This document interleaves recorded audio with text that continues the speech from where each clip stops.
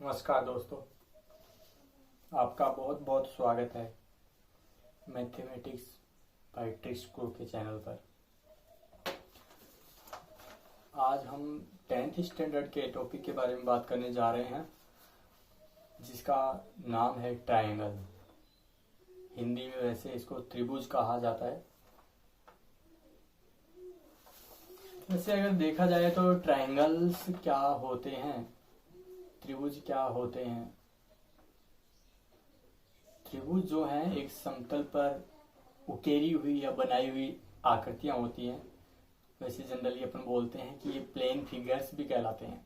समतल आकृतियां, एक समतल पर बनी हुई जो आकृतियां होती हैं, उन आकृतियों में कोई एक है ट्रायंगल। तो ट्रायंगल एक प्लेन फिगर है, समतल आकृति है।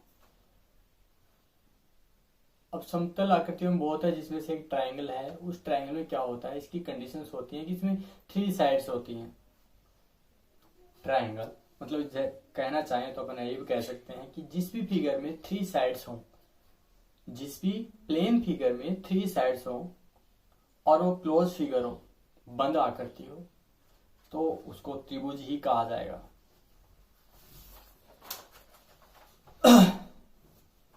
ट्रायंगल्स बहुत टाइप के होते हैं। जनरली इनको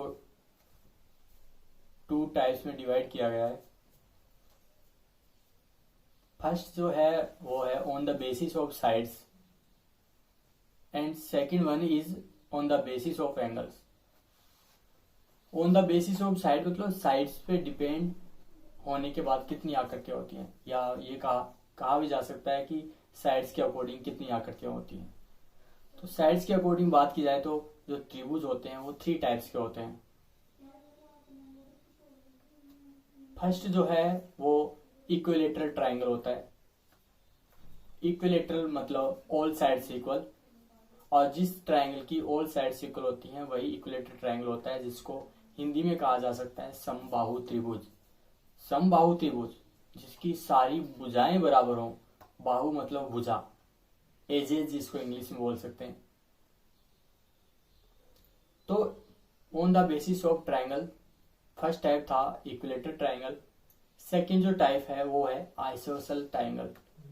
आइसोसेल ट्रायंगल जो होता है उसमें 2 साइड्स इक्वल होती हैं एंड लास्ट वन इन 2 के मेजर से डिफरेंट होती है। आइसोसेल ट्रायंगल जिसको हिंदी में समद्विबाहु त्रिभुज कह सकते हैं, ऐसा त्रिभुज जिसकी 2 भुजाएं समान हो, उनको समद्विबाहु त्रिभुज भी कहा जा सकता है, और इंग्लिश में इनको बोलते हैं आइसोसेल ट्रायंगल। तीसरा जो है वो है स्केलेन ट्रायंगल। स्केलेन ट्रायंगल को वैसे जनरली हिंदी में अपन बोल सकते हैं विषम बाहु त्रिभुज। विषम मतलब डिफरेंट, मतलब ऑल साइड्स जो होती हैं जिस ट्रायंगल की, तीनों अलग अलग हो, तो उसको विषम बाहु त्रिभुज कहा जा सकता है। तो ये हुए on the basis of sides, मतलब साइड्स के बेस पे कितने टाइप के ट्रायंगल हुए, तो 3 टाइप के हो गए। फर्स्ट था इक्विलेटरल ट्रायंगल जिसकी ऑल साइड्स इक्वल हो, समबाहु त्रिभुज। और जो सेकंड है वो आइसोसेल ट्रायंगल है जिसकी 2 साइड्स इक्वल हो, वैसे हिंदी में बोल सकते हैं समद्विबाहु त्रिभुज जिसकी 2 भुजाएं समान हो। और थर्ड वन है स्केलेन ट्रायंगल, विषम बाहु त्रिभुज। अब ये साइड्स के बेस पे हुआ, और दूसरा जो बेस है वो है एंगल्स के बेस पे। And we know that the sum of angles of a triangle is always equal to 180 degree. मतलब कहा जा सकता है कि त्रिभुज के तीनों कोणों का योग सामान्यतया या हमेशा 180 डिग्री होता है। और एंगल्स के बेस पे जो है ट्रायंगल वो भी 3 टाइप्स के होते हैं। पहला है एक्यूट एंगल्ड ट्रायंगल। एक्यूट मतलब न्यून कोण, एक्यूट एंगल न्यून कोण, जिसके तीनों कोणों ही 90 डिग्री से कम हो, उन्हीं को एक्यूट एंगल ट्रायंगल कहा जा सकता है। वैसे न्यून कोण का मतलब भी होता है 90 डिग्री से कम, तो सारे 90 डिग्री से कम होंगे तभी चलेगा ना। तो एक्यूट एंगल ट्रायंगल है वो जो है all angles lesser to 90 degree. And second one है obtuse angle triangle. Obtuse angle triangle जो होता है उसको हिंदी में अधिक कोण त्रिभुज भी कहा जा सकता है। अब यहाँ अधिक कोण की जब बात आ रही है, ऑब्ट्यूज एंगल की बात आ रही है, तो वहाँ कंडीशन यही होगी कि कोई भी एक एंगल ऑब्ट्यूज एंगल हो तो उसको ऑब्ट्यूज एंगल ट्रायंगल कहा जा सकता है, अधिक कोण त्रिभुज भी कहा जा सकता है। मतलब एक एंगल भी अगर ग्रेटर टू 90 डिग्री अधिक कोण हो तो भी वो ऑब्ट्यूज एंगल कहलाएगा। वैसे एक एंगल अगर अधिक कोण होता है, एंड अपन जानते हैं कि तीनों एंगल्स का जो सम होता है वो 180 डिग्री होता है। एक 90 डिग्री से ग्रेटर हुआ तो जो रिमेनिंग 2 एंगल्स जो बचे हैं वो 90 से लेस ही होंगे, ऑब्वियसली बात है। तो एक एंगल ही हो सकता है 90 से ग्रेटर। अगर 2 एंगल 90 से ग्रेटर हो तो 180 से ग्रेटर हो गए। वैसे 180 ही होता है त्रिभुज के तीनों कोणों का योग, सम ऑफ एंगल्स हो गए ट्रायंगल। तो एक ही हो सकता है 190 से ग्रेटर। तो अधिकोण त्रिभुज में एक एंगल 90 से ग्रेटर होता है एंड अदर 2 एंगल्स जो रिमेनिंग बचे हैं वो 90 से कम ही होते हैं। अब थर्ड एंगल की बात की जाए या थर्ड ट्रायंगल की बात की जाए on the basis of angle तो वो समकोण त्रिभुज होता है, राइट एंगल्ड ट्रायंगल, समकोण त्रिभुज। राइट एंगल ट्रायंगल में क्या होता है कि एक जो एंगल है वो 90 डिग्री होगा, राइट एंगल होगा, समकोण त्रिभुज होगा। तो ऑब्वियसली बात है जब एक एंगल समकोण त्रिभुज होगा 90 डिग्री होगा तो अदर रिमेनिंग 2 एंगल्स होंगे वो 90 के सम के इक्वल ही होंगे ना, क्योंकि समकोण त्रिभुज के तीनों एंगल्स का सम जो होता है वो 180 होता है। उनमें से अगर एक एंगल 90 हुआ तो बचा कितना, 90 हुआ ना, तो 2 एंगल्स भी कितने होंगे, 90 के सम के इक्वल होंगे। मतलब कि 2 एंगल्स का जो सम होगा वो 90 डिग्री होगा। ये तो हुई त्रिभुज की बात, त्रिभुज कितने टाइप्स के होते हैं, ट्रायंगल्स कितने टाइप्स के होते हैं। 10th लेवल का भी कह सकते हैं अपन, और बहुत सारे कंपटीशन में भी यूज आता है सिमिलर फिगर्स। ट्रायंगल में जब टॉपिक की बात करें तो पहला जो टॉपिक है वो आता है सिमिलर फिगर्स। आज मक्खी कहाँ से आ गई हो।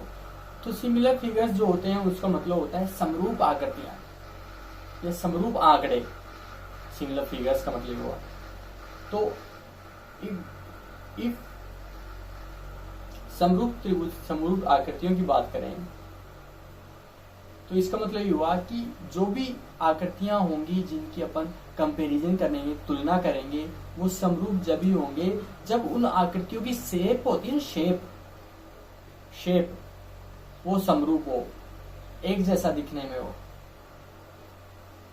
तो सिमिलर फिगर्स होते हैं। और समरूप वैसे जनरली इसको बोल सकते हैं, जैसे अपन मोबाइल तो चलाते हैं अक्सर, तो मोबाइल में कोई भी फोटो क्लिक किया हमने, फोटो क्लिक करने के बाद उस फोटो को अपन सीन करते हैं, देखते हैं, तो उसको जूम भी करते हैं ना। आकृति तो सेम ही थी, कोई भी फोटो था तो वही ना, उसके एंगल्स जितने भी एंगल्स थे वो सब वही थे, लेकिन उनको जूम किया तो एंगल्स का चेंज आया क्या, नहीं आया, केवल साइज ही बढ़ा, शेप सेम थी, साइज बढ़ा है। तो जिस फिगर की साइज या मतलब शेप सेम होती है, साइज डिफरेंट हो, और वो सिमिलर फिगर्स होते हैं, समरूप आकृतियां होती हैं। अब त्रिभुज जो चैप्टर चल रहा है तो त्रिभुज भी सिमिलर होंगे। तो 2 ट्रायंगल्स, ट्रायंगल जो चैप्टर है वो ट्रायंगल्स अगर सिमिलर होंगे तो अपन ये कह सकते हैं कि 2 ट्रायंगल जो हैं वो सिमिलर होंगे। कब होंगे, जब उनकी शेप सेम हो, एंगल सेम हो, साइड पे कोई डिपेंडेंसी नहीं है। साइड तो जूम आउट करने पे फैल भी जाती है ना, बड़ी भी हो जाती है। अब सिमिलर फिगर्स तो ये हो गए। अब कॉन्ग्रुएंट फिगर्स की बात करें हम, कॉन्ग्रुएंट फिगर्स क्या होते हैं। सिमिलर जो फिगर्स होते हैं उनमें शेप सेम होता है, साइज सेम नहीं होता है। और कॉन्ग्रुएंट फिगर्स की जब बात करें हिंदी में बोलते हैं सर्वांग सम। 2 ट्रायंगल्स आर कॉन्ग्रुएंट, 2 त्रिभुज सर्वांग सम होंगे। कब होंगे, यदि उनके शेप जो है, जो शेप सिमिलर फिगर्स में बात की थी, सिमिलर ट्रायंगल्स में उनकी शेप सेम होती है, अगर शेप सेम के साथ साथ उनके करस्पॉन्डिंग पार्ट्स मतलब साइड्स भी इक्वल हो या करस्पॉन्डिंग पार्ट्स का रेशियो इक्वल हो, तब तो फिगर्स सिमिलर होंगे। लेकिन करस्पॉन्डिंग पार्ट्स जो हैं वो भी इक्वल हो, तो दोनों ट्रायंगल जो होते हैं वो कॉन्ग्रुएंट होते हैं, सर्वांगसम होते हैं। टोटली सिमिलर का मतलब ये हुआ है कि किसी भी आकृति या फोटो को हम जूम इन या जूम आउट करते हैं तो इसका मतलब यही हुआ कि वैसे वो सिमिलर का मतलब यही हुआ कि उसकी कंडीशंस होती हैं सिमिलर की, समरूप आकृतियों की कंडीशंस होती हैं। तो उसमें 2 कंडीशंस की अगर बात करें तो पहला है करस्पॉन्डिंग एंगल्स तो इक्वल होते ही हैं, करस्पॉन्डिंग एंगल इक्वल होते हैं एंड करस्पॉन्डिंग साइड्स का रेशियो भी अनुपात में बराबर होता है, तो वो सिमिलर हुआ ना। जैसे पहले साइड 1 थी, 1 को मैंने जूम किया तो 1.5 हुई, मतलब उसका 1.5 टाइम्स मल्टीपल ज्यादा हुआ, हाफ टाइम्स ज्यादा हो गया, उससे ग्रेटर हो गया। तो अदर साइड की हाफ ग्रेटर होगी, अदर 2 होगी, 2 का हाफ 1 और होता तो 3 हो जाएगी जूम करने पे। तो सिमिलर फिगर्स का मतलब ये हुआ कि करस्पॉन्डिंग एंगल्स तो इक्वल होते हैं बट उनकी करस्पॉन्डिंग साइड्स का रेशियो भी है ना, उनका भी अनुपात जो है वो बराबर होगा। साइड्स का मेजर बराबर नहीं होगा, साइड्स का मेजर इक्वल नहीं होगा, साइड्स का जो मेजर है उसका रेशियो वो इक्वल होगा करस्पॉन्डिंग साइड्स का। 4 साइड होती है, इसको क्वाड्रिलेटर बोलते हैं, क्वाड्रिलेटर ही बोलते हैं 4 साइड्स को। तो 2 क्वाड्रिलेटर गिवन है, दोनों की शेप सेम है लेकिन दोनों के साइजेस डिफरेंट है, एंगल सेम है। देखो जनरली सिमिलर का मतलब ये हुआ कि 2 जो फिगर्स हैं तो उनकी शेप ही सेम हुई ना, साइज सेम नहीं हुआ। अगर साइज सेम हो जाता है तो कौन से होते हैं, कॉन्ग्रुएंट होते हैं, ऑल पार्ट्स भी इक्वल, ऑल एंगल्स भी इक्वल एंड शेप भी एक जैसा। अब देखिए इन 2 फिगर्स में हम बात करें, दोनों क्वाड्रिलेटर्स में हम बात करें तो एंगल ए और angle A dash, angle A और एंगल ए डैश दोनों एक दूसरे के करस्पॉन्डिंग हैं, बी और बी डैश एक दूसरे के करस्पॉन्डिंग हैं, सी और सी डैश एक दूसरे के करस्पॉन्डिंग हैं, डी और डी डैश एक दूसरे के करस्पॉन्डिंग है, मतलब इनके एंगल्स करस्पॉन्डिंग एंगल्स इक्वल हैं। तो यही हुआ कि फर्स्ट वाला जो फिगर है उसको जूम आउट करें तो सेकंड वाला फिगर बन जाता है, क्योंकि एंगल तो सेम है ना।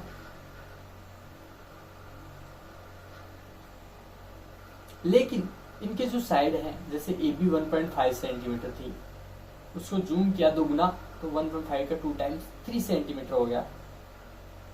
तो मैं ये कह सकता हूं कि A B side upon A dash B dash का साइड, इनका जो रेशियो होगा वही ratio B C upon B dash C dash का होगा, C D upon C dash D dash का होगा and A D upon A dash G dash का होगा। अब देखिए सिमिलरिटी ऑफ ट्रायंगल्स क्या होता है। सिमिलरिटी ऑफ ट्रायंगल्स जो होता है वो जनरली हम ये कह सकते हैं corresponding angles are equal. Confuse हो गए ना, साइड्स इक्वल नहीं होती, एंगल्स इक्वल होते हैं सिमिलर में। कितनी बार कह चुका हूं कि सिमिलरिटी में एंगल्स ही इक्वल होंगे, साइड्स इक्वल नहीं होती हैं। तो if their corresponding angles are equal and second one is their corresponding sides are in the same ratio और प्रोपोर्शन, या तो प्रोपोर्शन सेम कह सकते हैं, जितना पोर्शन इसका लिया फर्स्ट वाली साइड फिगर का लिया उतने पोर्शन सेकंड का, तो प्रोपोर्शन कह दीजिए या रेशियो कह दीजिए, तो इक्वल होते हैं।